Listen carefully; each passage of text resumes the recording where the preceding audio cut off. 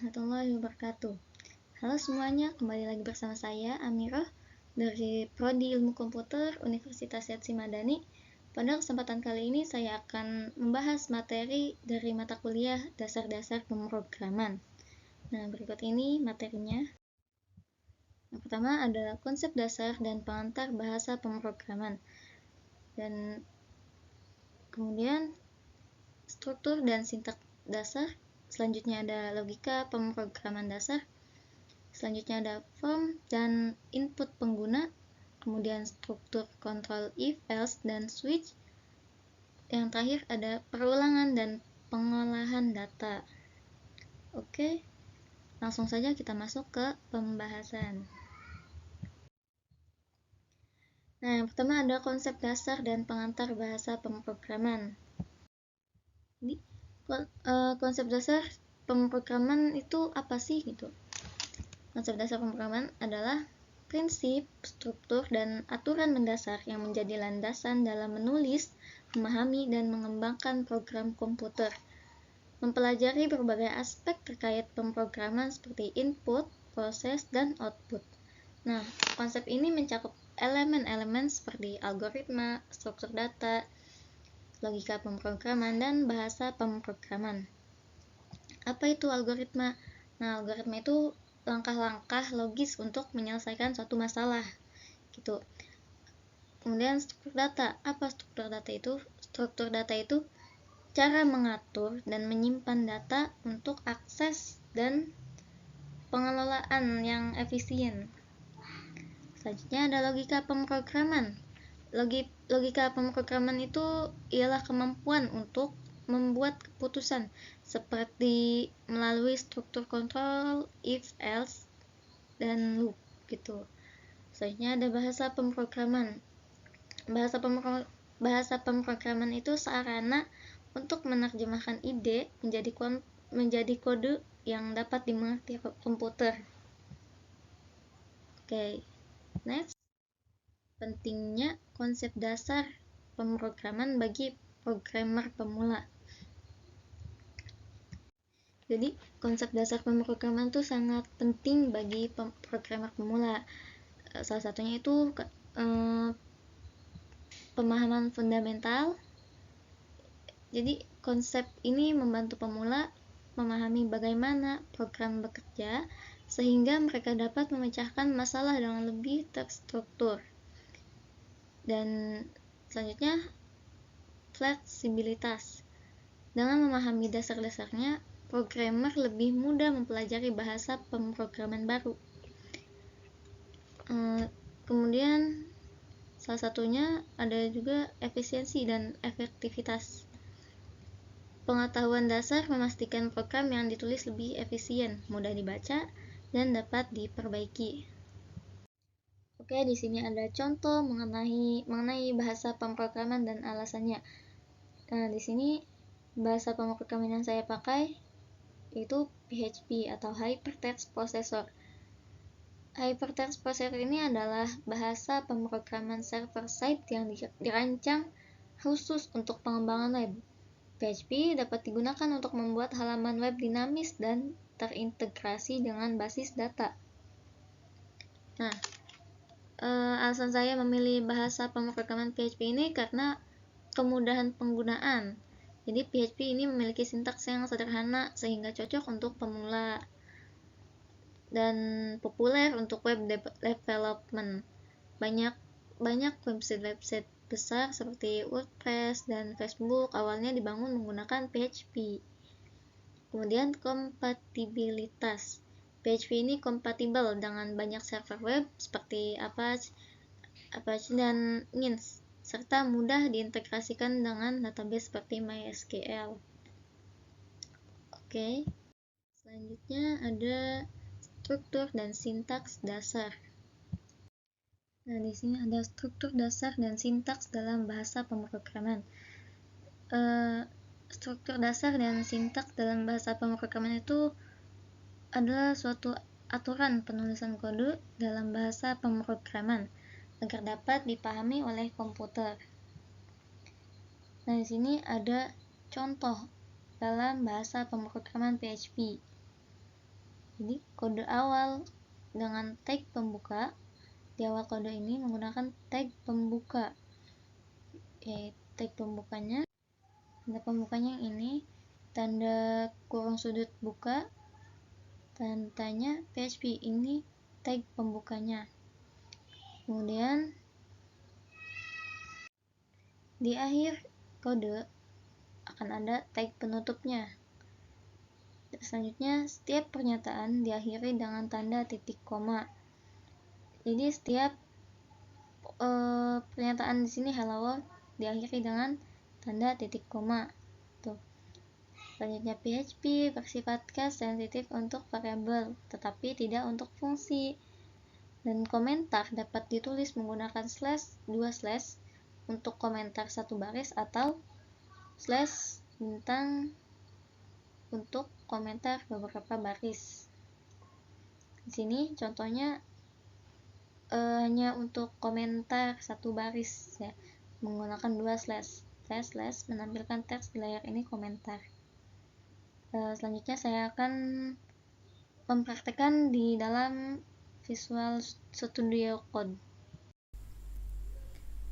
Oke, di sini saya sudah menyiapkan file contoh.php karena menggunakan bahasa pemrograman PHP. Dan langsung saja kita tulis contohnya. Pertama kita tulis tag pembukanya. Tag pembukanya karena di sini bahasa pemrogramannya PHP. Jadi tag pembukanya kurung sudut buka tanda tanya PHP. Bisa langsung muncul, klik aja langsung. Nah, ini merupakan tag pembuka di bahasa pemrograman PHP. Nah, ada juga tag penutupnya nanti setelah selesai menulis kode di paling bawah. Dan tag ini bukan cuma sebagai tag pembuka, tapi digunakan untuk menandai bahwa kode yang ada di dalamnya adalah kode PHP. Kemudian selanjutnya kita langsung saja tulis perintahnya, yaitu menggunakan karena di sini kita akan mencetak teks hello world di layar localhost. Kita tulis komennya dulu, komentar, agar tidak lupa kalau ini untuk mencetak atau menampilkan kan teks ke layar. Baru di sini kita tulis perintahnya. Perintahnya itu menggunakan echo.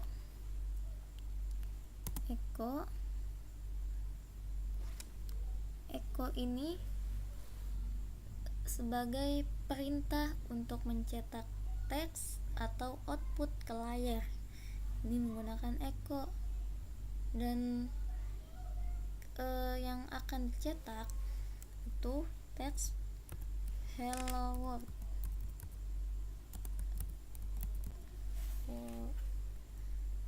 Hello world ini sebagai string yang akan dicetak.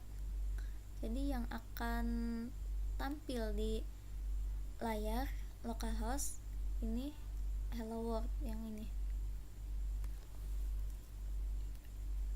Kemudian setelah selesai menulis kodenya, kita tutup tag ya dengan tag penutup. Tag penutupnya itu jangan lupa setiap di akhir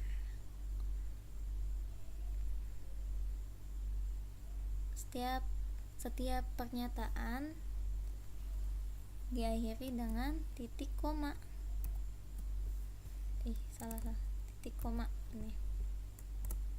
Nah, kemudian tag penutupnya itu tanda tanya kurung sudut tutup.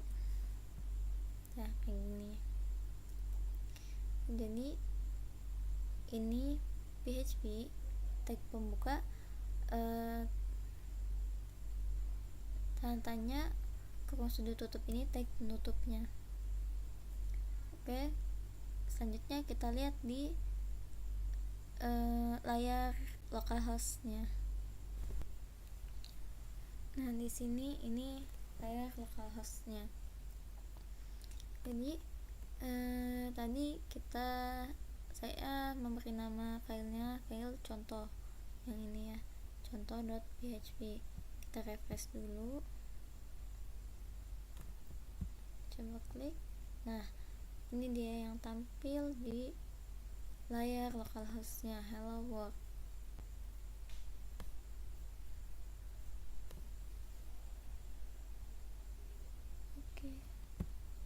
Oke, selanjutnya di sini logika pemrograman dasar. Oke, di sini ada konsep logika pemrograman.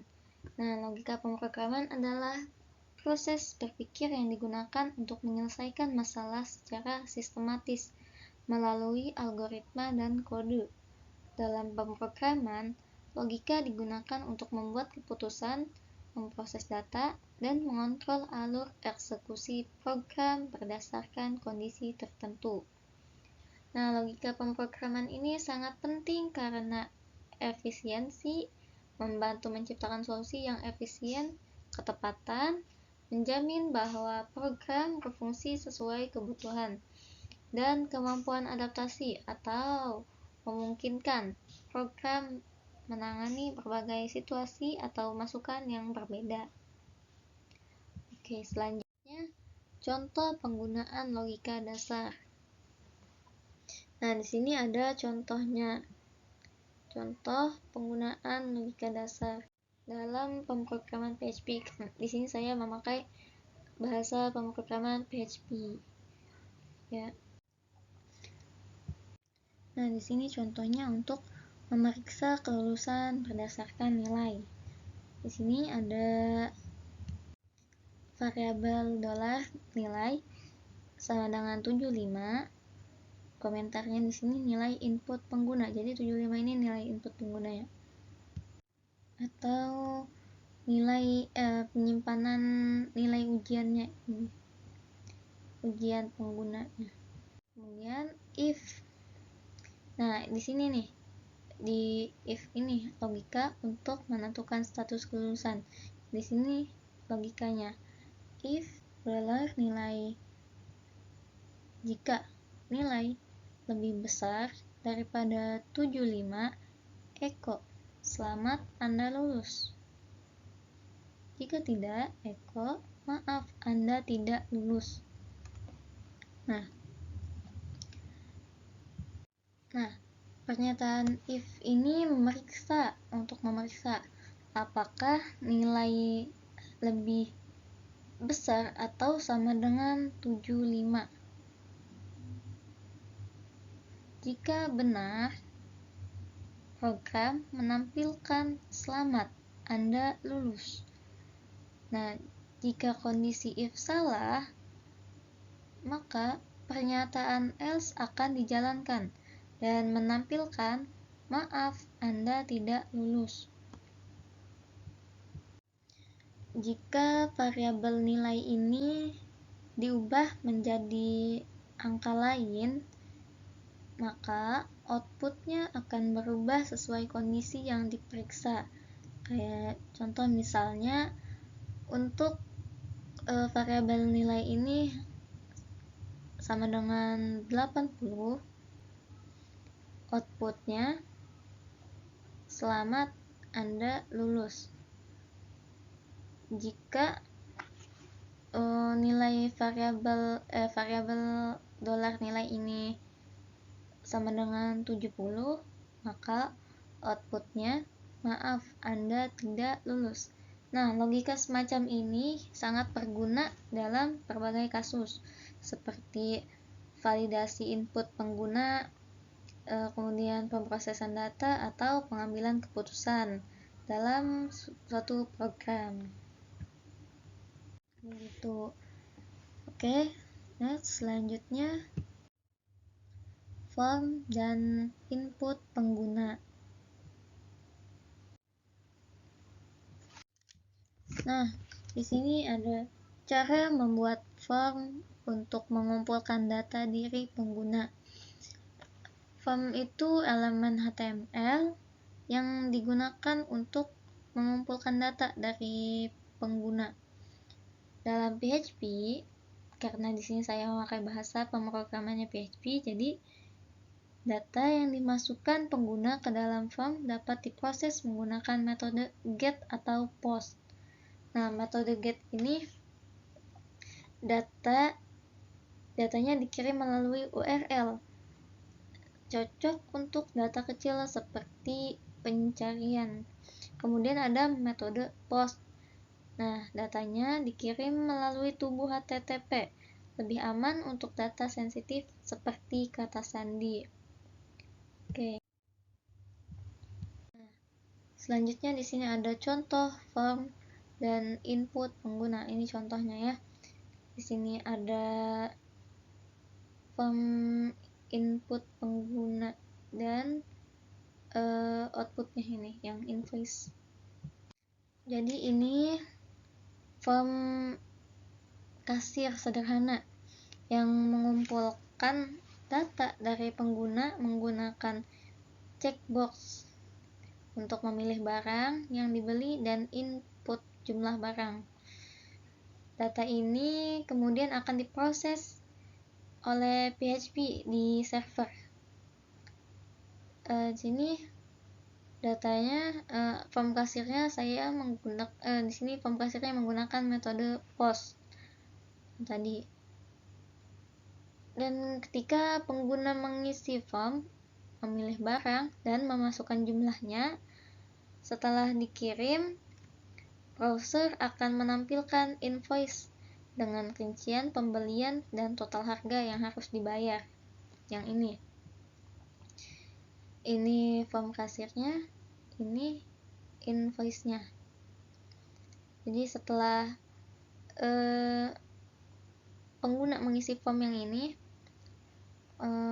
memilih barang dan memasukkan jumlahnya, ini mengisi data-data di sini juga. Kemudian setelah dikirim, browser akan menampilkan invoice yang ini atau output dengan rincian pembelian dan total harga yang harus dibayar.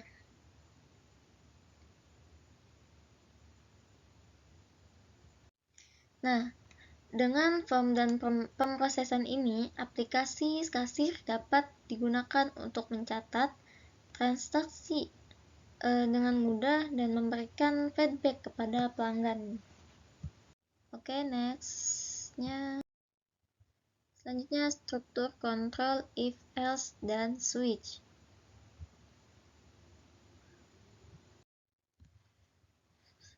Nah, sini struktur kontrol. Yang pertama ada if. If digunakan untuk memeriksa apakah kondisi tertentu bernilai true, lalu menjalankan blok kode tertentu. Nah, kemudian ada else. Else ini digunakan bersama if. Jadi ketika ada if, nanti kemudian ada else. Digunakan bersama if untuk menjalankan blok kode alternatif jika kondisi dalam if bernilai false. Kemudian ada switch, digunakan untuk memeriksa satu nilai terhadap beberapa kemungkinan kasus. Biasanya lebih terstruktur untuk banyak kondisi dibandingkan dengan if else. Oke. Selanjutnya, nah di sini ada if else. Ini contohnya. Dan di sini contoh untuk memeriksa kondisi sederhana. Misalnya apakah angka lebih besar dari 10. Di sini input penggunanya variabel angka sama dengan 8. Di sini variabel dolar angka ya, sama dengan 8. Kemudian di sini menggunakan if else. Di sini logikanya. If angka lebih besar daripada 10, maka akan menampilkan angka lebih besar dari 10. Jika tidak, maka akan menampilkan angka lebih kecil atau sama dengan 10. Nah, kan output itu berdasarkan input. Jadi, jika variabel input pengguna di sini variabel angkanya sama dengan 8. 8 itu kan lebih kecil daripada 10. Maka di sini outputnya angka lebih kecil atau sama dengan 10. Outputnya yang ini. Yang angka lebih kecil atau sama dengan 10. Oke, selanjutnya di sini ada switch. Contoh di sini untuk memilih hasil berdasarkan pilihan pengguna seperti menu. Nah, di sini input penggunanya menu sama dengan 2. Input penggunanya 2. Di sini switchnya menggunakan switch menu case 1. Anda memilih menu 1, lihat data. Nah, sini udah ada nih. 1 untuk lihat data. 1 untuk lihat data, 2 untuk tambah data, 3 untuk hapus data. Nah, di sini yang 1 Anda memilih menu 1 untuk lihat data. Menu 2 Anda memilih menu 2 untuk tambah data. Yang ketiga, Anda memilih menu 3 untuk hapus data. Nah, jika input tidak sesuai, akan menampilkan menu tidak valid. Karena output berdasarkan input, jadi jika menunya input penggunanya sama dengan 2, maka outputnya 2. Anda memilih menu 2 untuk tambah data. Jadi outputnya yang tambah data ini. Oke, jadi penjelasan singkatnya, if else itu cocok digunakan untuk kondisi sederhana seperti membandingkan nilai. Contohnya, apakah angka nilai besar atau kecil dari nilai tertentu gitu. Kalau switch itu digunakan untuk menangani banyak kasus dari satu variabel, karena switch ini lebih rapi dibandingkan banyak if else bertingkat gitu. Itu penjelasan singkatnya, kesimpulan atau intinya tuh. Oke, selanjutnya perulangan dan pengolahan data. Perulangan dalam pemrograman dan fungsinya. Perulangan dalam pemrograman adalah proses menjalankan sebuah blok kode secara berulang hingga kondisi tertentu terpenuhi.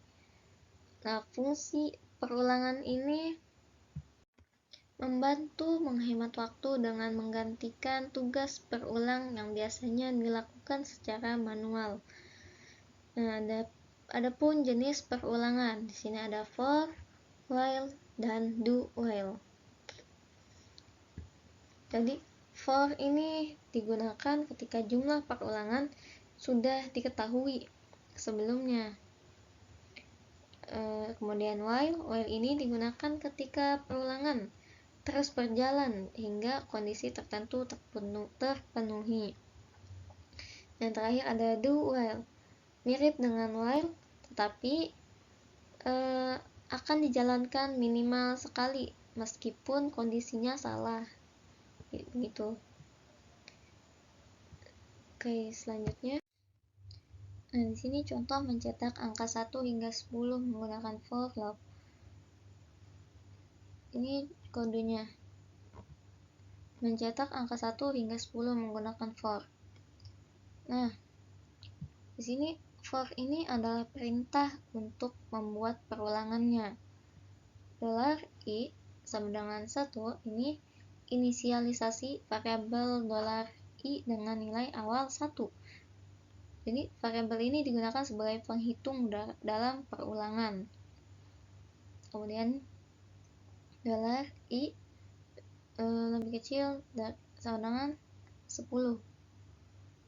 Ini kondisi perulangannya. Selama nilai $i kurang dari atau sama dengan 10, maka perulangan akan terus berjalan. Kemudian $i++ ini operasi yang dilakukan setiap kali perulangan selesai satu kali, yaitu menambahkan nilai $i dengan 1. Tuh. Kemudian baris kode echo. Baris kode echo ini untuk perintah untuk mencetak teks atau output ke layar. Angka $IBR ini mencetak teks angka.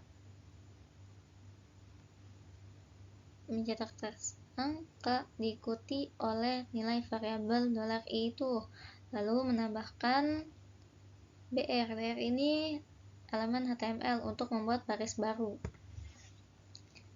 Nah, cara kerjanya, program memulai dengan $i. Program memulai dengan $i sama dengan 1 karena $i ini lebih kecil sama dengan 10, lebih kecil dari 10.